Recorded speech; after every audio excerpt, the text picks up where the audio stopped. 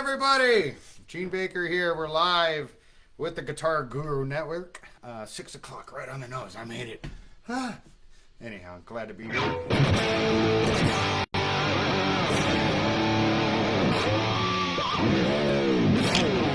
But first, we must say rest in peace to the Godfather Eddie Van Halen. God rest his soul already. Wow, that one came as a shock this afternoon. A little after we started doing our little test pilot, but man, I go way back. Of course I do, because I'm old. I'm not that old. Uh-oh, we lost our video. Oh, it's still there. Okay, the screen's blanking a little bit. But anyhow, just glad to be here. And I remember being in a store in downtown Detroit when I first saw the first Van Halen album come out. And I think I was only, what, 7th, 8th grade. But saw that first cover, and I just knew this was going to be a kick-ass album. So got it. And of course, Detroit WLLZ was just lighting up the airways with Eruption. It's like, God rest his soul. Changed the world on guitars, the pedals, the amplifiers, attitudes, hair, you name it. Freaking, he owned it, loved it. Anyhow, amen. God rest his soul. So anyhow, we're going to get back to saying thank you for the Guitar Guru Network to inviting us on to be one of their suppliers for all of our B3 related products we do. For those of you who don't know me, I started way back as a young Ute, 8th grade, building guitars outside of the suburbs of Detroit. Just loved guitar. Started playing probably when I was 7 years old when I got my first guitar, but didn't know what to do with it until I was about 11. And finally a teacher moved in next door, and I started getting a lot of, just inspiration. She's this little lady actually that gave lessons at the local ice rink. So we'd go down there with like a group of 20 people, and I'd be learning like Kumbaya and Michael Porter Shore, all that kind of stuff. So anyhow, soon later, Kiss, Ted Nugent, Alice Cooper, all the Detroit rockers are, lighting the airways up. So, born and raised outside of Detroit. Came out to California when I was about 16 years old, going into my 11th and 12th grade in school. Again, just loved guitars. I kept building, kept taking wood shop, doing anything I could. Played in the school jazz band, and just got to carry my guitar around all day. Like, how cool is that? So, the journey continued. Just kept up all that, the dream of building guitars, and I'd use any wood shop I could find when I was a kid just to continue doing that. So anyhow, this is a little different, not having a normal Q&A, but I know I'm going to be getting a lot of questions popping up. So we're going to open up the floor once I get past a couple of little things. Let's see. Eeny, meeny, miny, moe. Not too long ago, just last year, we relocated from the East Coast back to the West Coast. I'm primarily a California guy for the majority of my life and majority of my guitar building career. I went to GIT straight out of high school. And from there, I searched all over the Los Angeles and other areas for any place I could learn. And, I happened to work for the Gibson West Custom Shop for a while, the Custom Shop. I was also one of the original Fender master builders. So I was able to celebrate in the Fender's 30th anniversary of the Custom Shop just a few years ago. So that was definitely a very humbling blessing, and very grateful for that. What else can I say? From there, Baker Guitars was born when I left Fender, and that's kind of where various models started, like our SL model. It was originally called the Baker B1, but it was my answer to kind of like the collision of a Strat and a Les Paul. Here, I'll grab one over here. Basically, the SL nowadays refers to the straight line that connects the two horns, which gives it just a little bit more of a modern look, but it's still a very classic kind of Les Paul kind of vibe. This actually happens to be a Japan release model that we are just getting ready to be releasing, so we'll get into more of that later. But anyhow, this is where it started, is with the SL, and Japan happened to be one of my biggest customers in my early days, and even through Fender, they really embraced everything I did, so I was very, very grateful for everything that Japan and Okada International has helped me through my years. And so,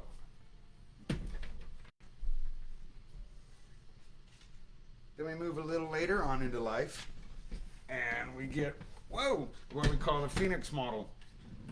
The Phoenix was kind of born off of what we were calling the metal series at the time, which metal, we were going for the five elements, air, water, fire, earth, wood, and metal to me meant it was a neck through the body. So if you flip this baby around, this is actually a complete neck through the body, which to me is actually makes a lot of sense for machining from a CNC guy kind of aspect, because everything is kind of flat and it's just an open palette.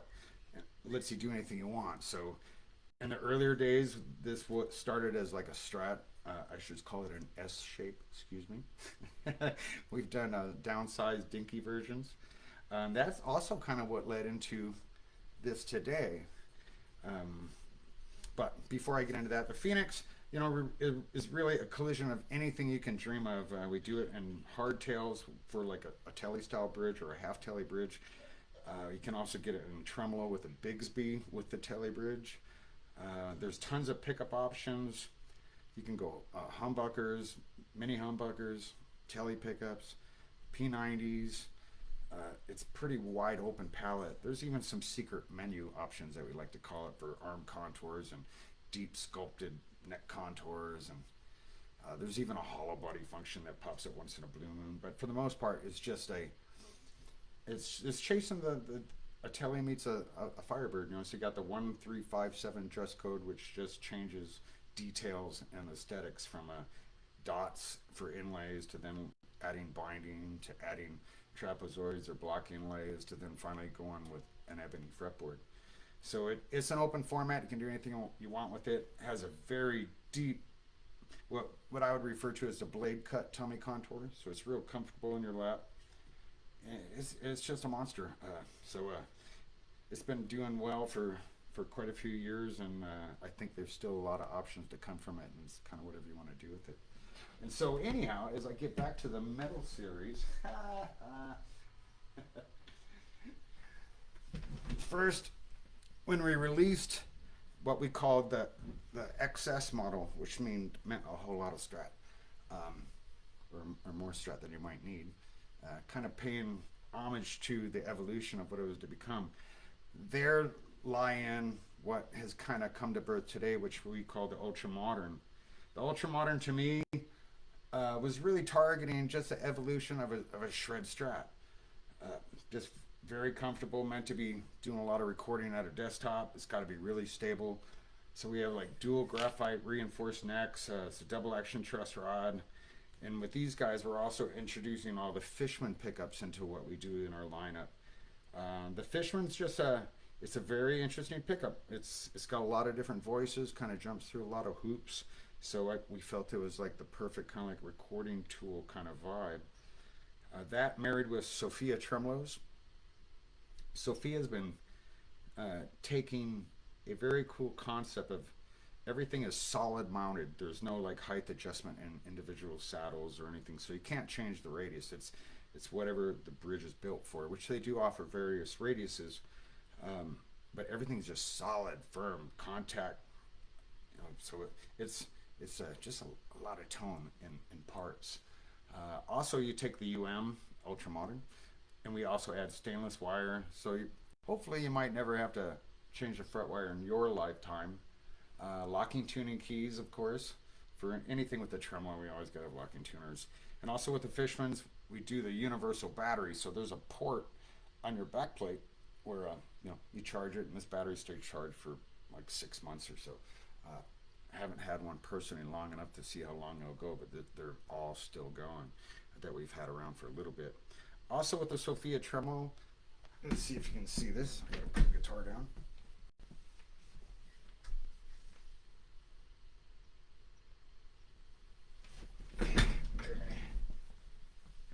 Let's see here. There's a giant thumb wheel right in here.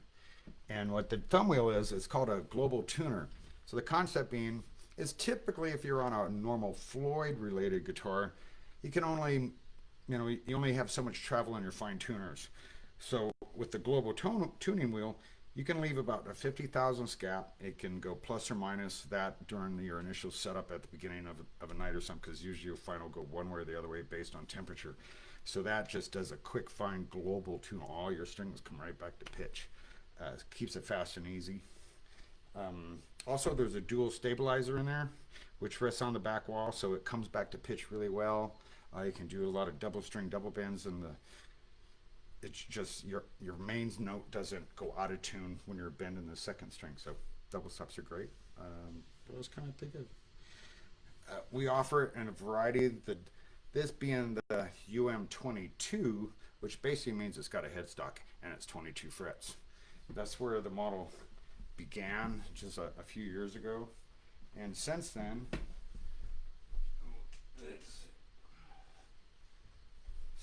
we morphed, kind of taken my Ringmaster headless series and again a collision of parts going, I think the Ultra Modern would be even more modern if you chop the headstock off. So with that, we had to go 24 frets. Also, you get the upgraded Sophia Tremolo, which is a lot more like. So you got tons of travel in these fine tuners. You could literally break strings if you wanted to. The nut is really cool. There's a lot of thought and time. It started kind of large and they kept condensing it till they got it to the point where it is today. But you can hang it on any normal guitar hanger. You also have your hole for your truss rod adjustment right in the tip. But also what's kind of cool is you got to have 6 individual locks for a headless guitar. But there's also 2 micro holes here you can do a global height adjustment on your strings. So you can dial in your string height really fast without having to put shims and other kinds of other things underneath it. There is a metal plate underneath that, so at least those Allens are pressing against metal, so you're not going to dig a hole in a piece of wood. So there's a lot of thought as a player put into this guitar, because I'm always thinking what slows you down, whether you're doing a gig or slows you down when you're at a desktop recording. So with the dual graphite reinforced necks, these things just stay in tune extremely well. You'll find you might go for days to weeks and it's still in tune. So we're really stoked about that. It's also on this locking nut, you have double mounting screws. So you got coming from the end as well as the backside, just like a standard Floyd. This one particular guitar is extremely kind of unique in its own regard because it is a Permabuco neck. Really hard material to get, extremely hard to machine. They make a lot of violin bows out of it. So, and it's also have some flame koa for the center stripe going up, as well as some wangi up here for the kind of where the trusset area drops in. So the whole truss rod drops in from the rear, just like a vintage maple Strat neck. And so it's literally a single piece neck with an inlaid truss rod. This one doesn't have graphite. Only reason being is because it's Permabuco. This stuff is so hard. It's basically, you could call it similar to adding graphite to your neck because it's so stable. Where we have another one. Where is that other one? There's a gray one around here. The cool thing is, this guitar is going to Keith. Keith has named this as one of his first 2, and we have another one right here. Another Ultra Modern 24. This one happens to be in a gunmetal gray metallic, and it's also bound in black. This one happens to have a ebony fretboard and a flame maple neck. We even did what they call, it's like a vinegar and steel wool treatment on the neck to make all the grain kind of pop and do its thing to give it a little character. Kind of gives it just a deep rustic kind of burnt lumber kind of vibe. Really cool. Also on these, we've been introducing brass inlays, which brass, one, it's CITES friendly, so we can ship it anywhere in the world without having problems regarding that. But I always just thought it was a cool collision of just metals and woods, where a lot of people are using shells or plastics, which we use as well, but wanted to dare to be a little different. Like this one also happens to have brass binding on the neck, which is pretty sick. I've never seen that before, so this was a first, just putting that brass binding on there. That was actually a lot of fun. This is single piece ash body. and they're both finished in nitro lacquer. So these finishes are very thin, very musical. What else can I tell you? We call this one Gold Top Mary because it's basically a gold top burst over a Mary Kay blonde finish. So you can still see a lot of the ash grain in there, and just the gold gave it kind of. I thought it blended very well with the gold hard and the brass and all that stuff, just to make it some serious eye candy. What else can I say? The Fishman stuff has been really interesting. Playing it through different amplifiers.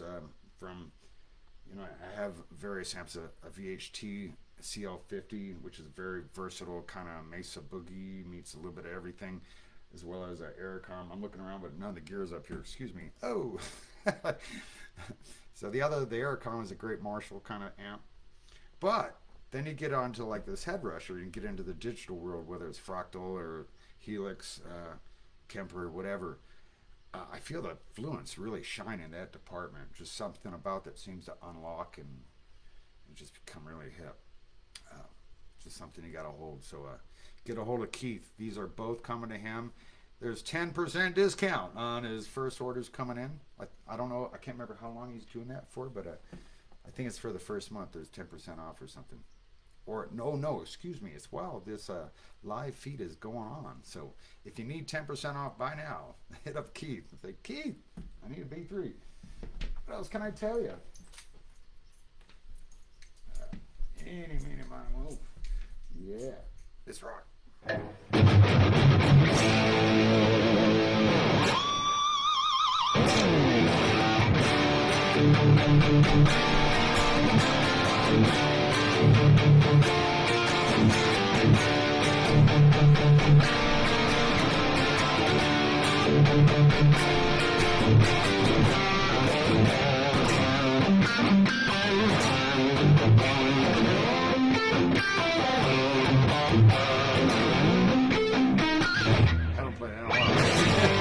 Excuse me. I'm trying to think if I can remember the first Van Halen lead that kind of knocked me off my socks here. Let's see how good I can screw this up for y'all. So let me see if I can embarrass myself some more here.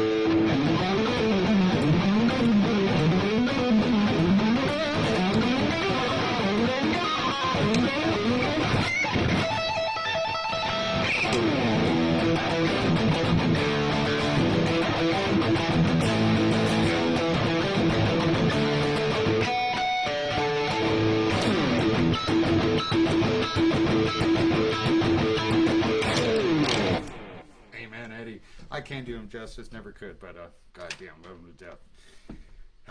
So let me see, what else we got to talk about? The shop out here, we are located in Tehachapi, California. We've been set up for just about a year. Just barely made it in the NAMM show last year. There was a lot of work to get there, but that was kind of like our goal. If we make it to NAMM, we made it. So it's a really cool shop. We have a solar grid all on top of our roof here. It's basically a two-story shop. We've got about 3,400 square feet. So the bottom floor is mainly the wood shop, as well as some paint and buffing and that kind of related stuff. Main office, as well as upstairs, is basically assembly, photography, jam room, assembly, and growing. So our cute little hang lounge, so you can come up here and plug in and play some B3s. What else? So we've been trying to move into as a green as possible scenario, because Edison is not cheap, that's for sure, especially when you're firing up a lot of big machinery. I've been building guitars, since I was 21. Or no, excuse me, well, professionally since I was 21. So looking forward to many more years ahead. I'm 54 right now. Got a lot more years still in me. And guitar is what drives me to everything I do, whether it's building a new design or just want to go out on weekends and play some gigs with some buddies and stuff like that. But the guitar inspires everything from cutting wood to hanging out with some buddies. All right, they want me to plug in this other model over here. Get on mute.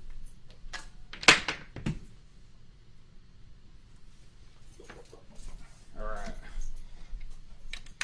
On a lot of my personal guitars, when it's Les Paul style, I like to wrap my strings around the back. I just feel it. I just like the tension a little better, but we normally don't send them out like that because we don't want to scratch up your brand new tailpiece.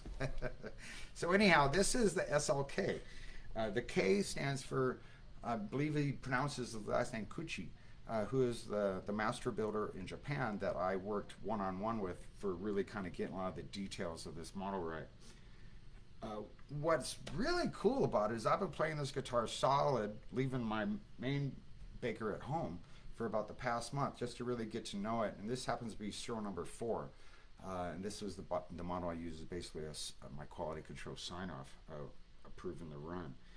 But when I play it, it really reminds me a lot of the stuff we did out of the Betteravia, California shop with Baker guitars. Just we were using a lot of urethane finishes, so the finishes are gorgeous on these things. They're just, it's not. One thing I like about urethane is it's not polyester. It's not caked up in your corners and you got big old rounded over binding and all this other stuff. So it's a very thin, musical, high quality finish is the way I always looked at urethane when done correctly. And they did a gorgeous job.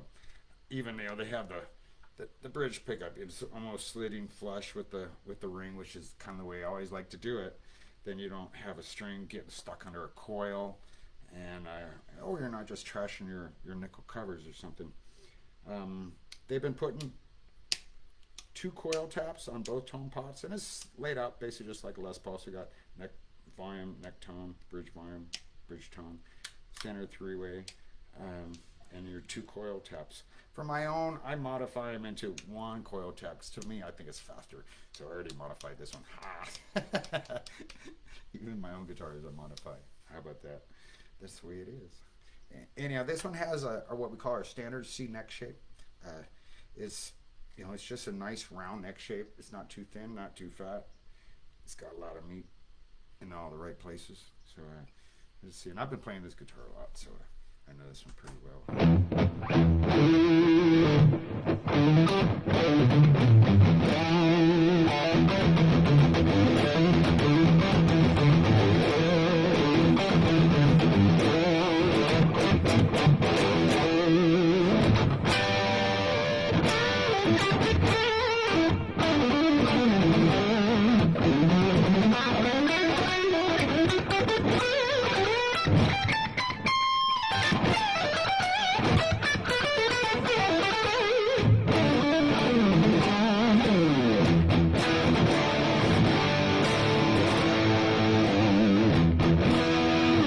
Anyone ends up going onto my own personal timeline, if you just look up Gene Baker, we just went through a weekend in Pismo Beach, 4 gigs in 3 days, woohoo! So you see, it's what drives everything, and it was just great seeing so many friends back in the Pismo area.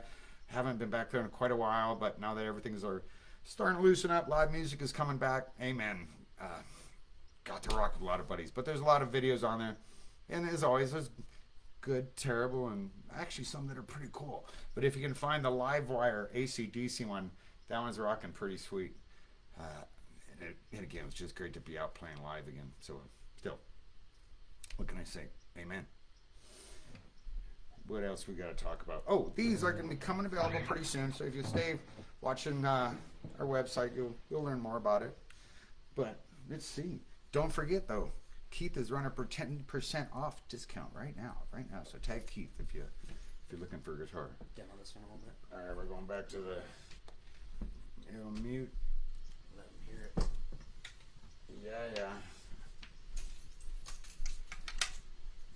All right, and these are all Jason Lawler's pickups in here, which has been a staple on the majority of all my passive guitars.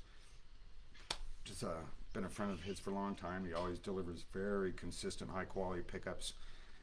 I've tried his humbuckers up against so many, and his are always right there at the top. Just one of the all-time favorite humbuckers that we use. So amen. Keep doing your work, Jason. Love you.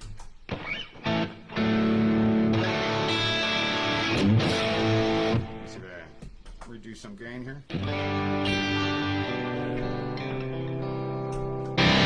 Whoa! Tear everybody's head off there. Hit the wrong button. Ah, there you go. There you go. Clean tone.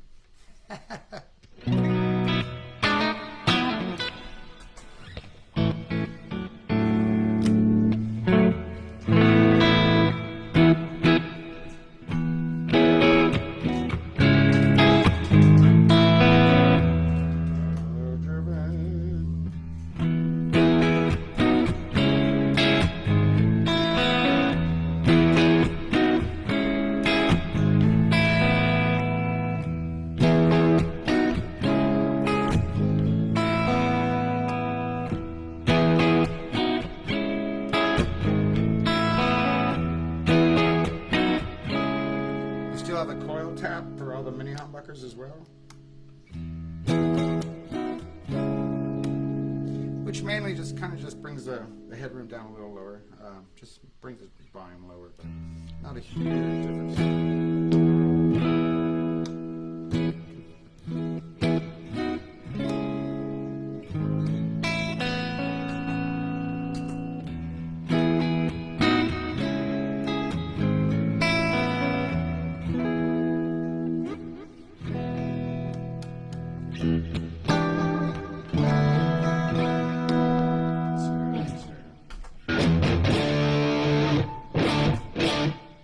Gene Baker and all his overdrive pedals.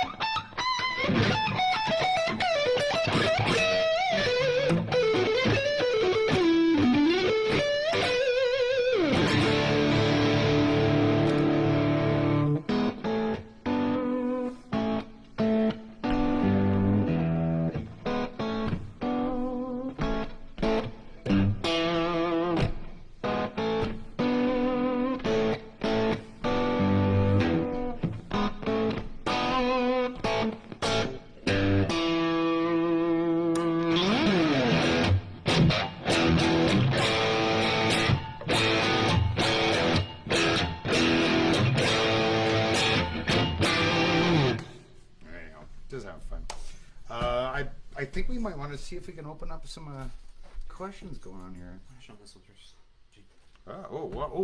They're breaking out secret weapons over here. Weapons of mass destruction. All right, here we go. This one, this is just another great example of what you can do to a Phoenix. You know, use your imagination a little bit. So this one, you know, being a huge fan of Les Paul Juniors, of all guitars for that fact, you know, you can always find a lot of love in almost any brand. So anyhow, this was basically, you know, so what we did different here is, we didn't put the tummy contour on there, so this is just a flat back. It's also rear-loaded electronics instead of the top-loaded, you know, Tele hot dog bun. You got the half Tele bridge. You still have these really cool compensated saddles that we get, where they're round even at the inclination point, so nothing comes to a point. So it's still like a traditional brass barrel saddle, which I really like. You don't break strings as easy as some of the sharp pointier saddles that are out there. But with the P90s, Jesus, this thing's a Strat killer, a Strat assassin for that fact. But we did some unique electronics here where you actually have 3 volumes. This is the volume for the middle pickup, and a standard neck volume, bridge volume. But the middle pickup doesn't get engaged until you pull it up. Let's see here, get some stuff going here. Clean tone, clean tone. Alright, so neck pickup only.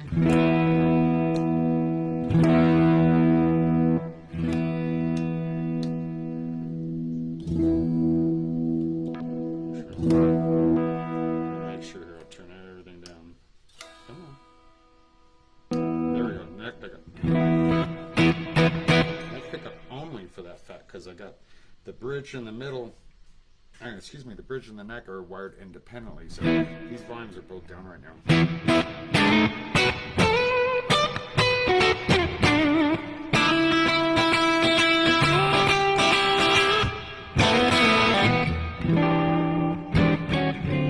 Okay, now I can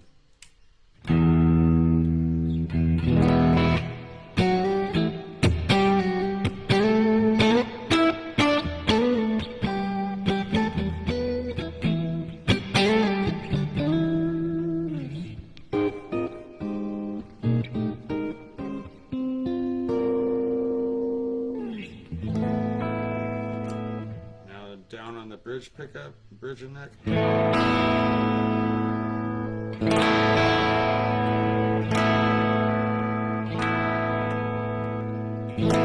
Actually, now I'm on all three of them. Anyhow, a lot of subtle differences. You can twist knobs all day long. So anyhow, there you have it. This is what we consider to be like the we got play some Van Halen on the P90s. Yeah, that's great.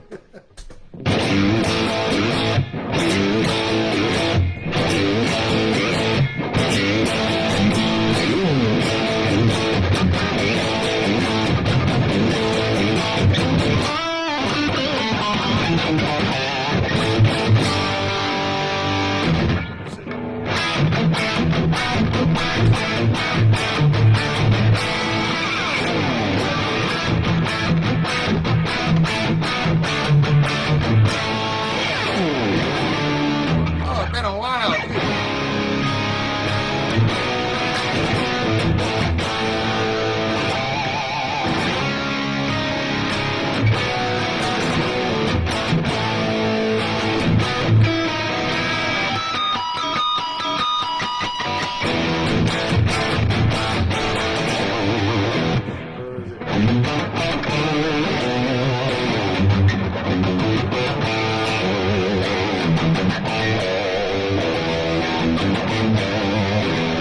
Gotta download this stuff into my brain as I go here, man. Just wow, there's a lot of memories. But I haven't played with Van Halen in a long time. He's so good.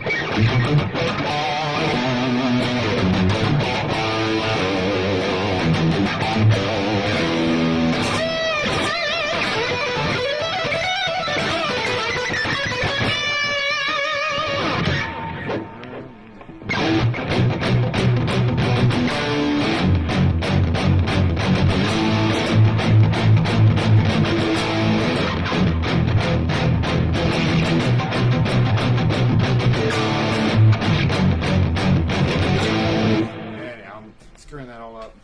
Rest in peace. What else can I do? What else? Other kind of questions we got coming there? Got both of them flying at me. Go through some of the MIDI switches, just different tones and stuff. All right, back to the gunmetal gray. This one hasn't gotten a lot of attention just because we've been trying to keep our hands off it, just keep it, ready to ship the key. Say, don't screw it up. There's always the number one rule. And let's see.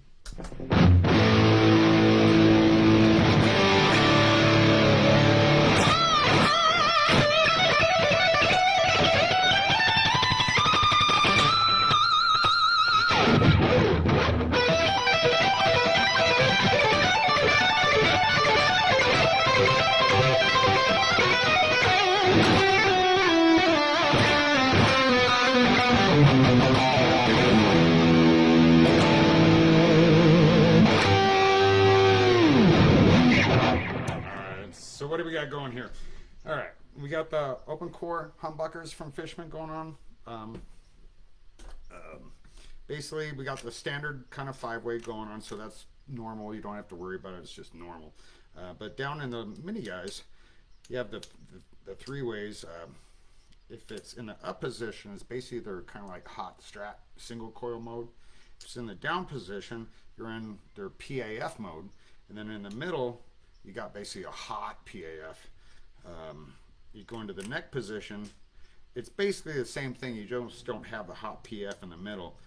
Instead, it's like PAF in the middle, and down is like a brighter humbucker tone. Kind of, you might consider it like a parallel humbucker mode because it's got a lot of brightness and clarity to it. And then, of course, up is single coil. In the middle, you're basically getting a vintage Strat and like a Texas Special hot Strat. They might refer to it as a frequency tilt or something, but it's basically just a 3 dB hotter single coil in the middle. We also have an all 3 pickup combo out here on the tone pot. So any position this is in, it'll engage the bridge pickup. So if you're on the bridge and you pull up on the tone pot, it's not going to do anything. But again, it could be on the neck pickup, so you can get neck and bridge. You can be on number 4, and that way you could actually get all 3 pickups. So it just gives you a little more variety to pull every single possible tone conceivable out of this guitar. There's a friend of mine, Jack Sherman, that God rest his soul as well. He passed away not too long ago, but was part of the Chili Peppers' first few albums. But spent a lot of time with that man, and he had a Eric Johnson-like ear that could find every note in a guitar, amp, pedal, whatever. But we'd go through testing pots for the perfect taper, and a lot of times gear is very specific to certain combinations, whether it's within the guitar itself, like the pickups and the pots, or even a certain pedal with your amplifier, the right pickup, the straight certain outputs. Just everybody finds that magic moment, and I think that's what's one of the best quests in life, is just searching for that holy grail of your tone or your next cool tone. But I'm a vintage guy at heart, but I like taking all those other things I learned from my mentors through my years, whether it's at Gibson or Fender, Roger Giffen, John Page, Jay Black, so many different guys. But it's been a wonderful journey, and we got a long way to go. So I'm still here to build the guitars that I've kind of grown up loving, and trying to think of something new to do to keep the evolution moving forward. Say amen to more guitars. You got any other questions flying at us yet? Not yet. Not yet? All right. Well, anyhow, let me introduce Michael Reichenberger. He's my sales partner, and he's based out of Chicago. He's a kind of I would almost call him he had a really cool band. You got to look him up. I can't remember the name of it. Maybe Michael tag in the name somewhere on his line and post one of their videos. But they're kind of like a prog rock metal band, just little power trio that kicks some butt. But great bass player. So and also he's been with some really good dealers, retail music dealers throughout the states. Chicago Music Exchange for one of them.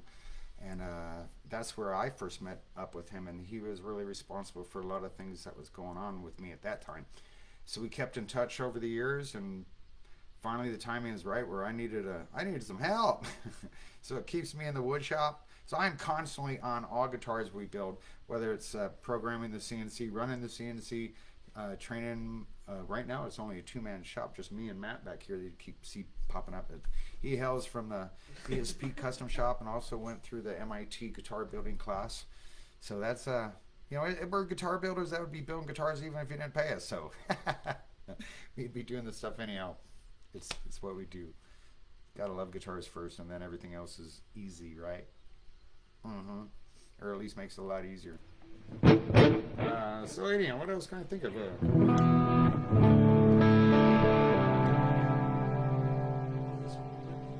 I'm afraid I don't want to scratch that one. Oh man, we just cleaned it up. It's been around for a while, but I gotta at least show it to you. It's so pretty. It's cobalt blue, just a gorgeous blue. It's also a really interesting guitar and the way we constructed it. Where for one, it's a roasted basswood body. So basswood is already very light to begin with, but the roasting process gives it a really nice, warm, natural color. Just browns it all up, through and through to the core. It machines really well when anything's roasted. Something about it just machines gorgeous. It doesn't get all furry and hairy like a lot of other woods are when they still got a little bit of moisture in them. Maple top, 1/4 inch, bent top, the whole 9 yards. But this neck had a lot of love in it. This was a solid 8/4 piece of flame roasted maple. Again, the roasting process, but we literally were able to peel the top off of it to basically save the fretboard, then inlay the truss rod and the graphite. We also peeled, or I shouldn't say peeled, we used a resaw and just sliced veneers of all these sections and actually lined the grain up perfectly. So if you were to see this fretboard to the neck, the flames just line up perfect. And even with the headstock, same thing. Because this is actually a headstock overlay over the actual maple neck. What else can I say? But it's just a pretty gorgeous neck. real stable. You know, the maple gives it a nice little more ring clarity. I'd say the permanent bugle's very solid sounding, where this guy's got a little more air to it, being the maple neck, and of course the roasted basswood. Oh, and don't forget, there's 10% going on right now if you contact Keith Beers. And how do you gotta love that name, Keith Beers? Is that like straight out of like a, what is that, rock star, you know? Beers, Keith Beers. Amen. Thank you, Keith. You're the man. You're the man. I've been part of the Guru Network for, geez, I'm not exactly sure how long. It's been, I want to feel like at least 5 years or so. As soon as he fired up, I need another t-shirt. Where's my Guitar Guru Network t-shirt? My last one ended up getting probably like a woodshop glue and binding glue and crazy glue and all that stuff stuck over it working on guitars. So, hey, that's what we do. Amen. But yeah, 10% sale going on for contact Keith. He's the man. He's the man. So what's your favorite Van Halen song out there? So many of them. I got to see him 3 times. Unfortunately, I never got to see him with Dave on vocals, but saw him twice with Sammy and once with Eric Sharon. One friend of mine told me today, oh, I'm sorry about that, but but Sammy was dope both times. Kick butt. That was great. Once at Monsters of Rock, and then again at the Staples Center in Los Angeles. So amen, amen. Show me blue. Oh, blue. Speaking of blue, yeah, here's cobalt blue. Well, now we're going to the Japan blue. You come on, baby, hit my main button. Oh, there we go. All right, the blue, trans blue SLK. So what's really cool about the SLKs is you can step into these for a couple grand, less than stepping into a USA made Baker or B3. Excuse me. I still call myself Baker because it's my last name. Built by Baker. Hence, yeah, just real nice blue. Great mahogany body, mahogany neck. Nice substantial neck heel. It goes deep under the neck pickup. And I've always loved all the just the traditional Gibson plastics. When you see the USA ones, we actually use what I refer to as yellow moto, excuse me, and it's the actual same material that Gibson was using back in the 50s, so it just has a killer vibe to it. Really hip. But here again, we're getting white moto on these ones, which will age and will look rather vintage in no time. So that's really hip. These guys are just doing a great job. And I sent all these guys all of my exact CAD files that I use to build my stuff. So they're not putting like some like thin veneer bent top. These are solid maple tops, 2-piece body. Just great work, guys. Hands down. I'm stoked. Amen. They make me look good. Put it that way. And let's see, what else can we think of? Anything else coming in? Questions? Do they have What questions? time we got? It is now 6:44. So if there's any last questions anybody has, fly at me now. Otherwise, make sure you check into b3guitars.com and see whatever we're doing. You can even go on Google and just Google Gene Baker. There's a great concert with Ronnie Montrose where he sat in with us at Mongo's back in October, I believe it was 2010. It was a party that we were having, and he was our guest of honor, and no rehearsal with him, of course. We had 2 rehearsals with our band, and he had guys that were out sick and all kinds of stuff. So next thing you know, we pulled off the first Montrose album and killed it. So YouTube MGB for Mean Gene Band and Montrose, you'll find that stuff. Or just Google Gene Baker and you'll find me all over the place. So I can't thank you all enough for hanging out. It's been a great time, from when all this started many, many years ago. Just last year I was celebrating my 40th anniversary building guitars, so headed on to 41 now. Amen. So we'll see you guys soon. And remember, 10% off. See Keith. Amen. Glad to be here. Guitar Guru Network rocks. See you soon. Bye for now.